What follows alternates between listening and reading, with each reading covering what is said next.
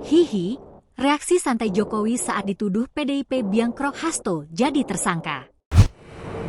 Joko Widodo memberikan reaksi singkat ketika diminta tanggapan atas penetapan Hasto Kristianto menjadi tersangka oleh KPK. Presiden RI ke-7 itu memilih tidak ambil pusing soal tuduhan mantan parpolnya, PDIP, menjadi aktor di balik layar kasus Hasto. Sekedar informasi, Komisi Pemberantasan Korupsi, KPK, menetapkan Hasto Kristianto sebagai tersangka.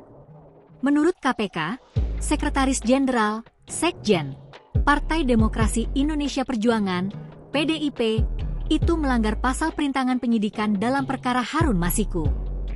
Ketua KPK, Setio Budianto, menyatakan, Hasto diduga berupaya melindungi Harun Masiku setelah ditetapkan sebagai tersangka oleh KPK.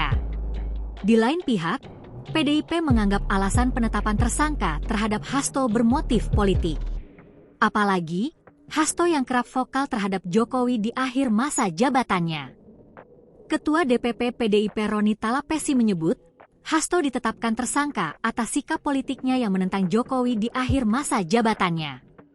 Roni mengungkit sikap PDIP yang memecat kader dianggap merusak konstitusi. Jokowi buka suara usai dikaitkan dengan penetapan tersangka KPK terhadap Hasto. Jokowi hanya menegaskan dirinya telah purna tugas sebagai Presiden RI. Nggak apa-apa nama dibawa di kasus tersebut, hihi.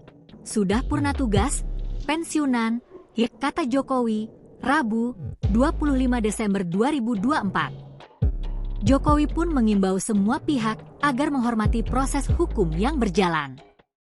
Download Tribun X sekarang, menghadirkan lokal menjadi Indonesia.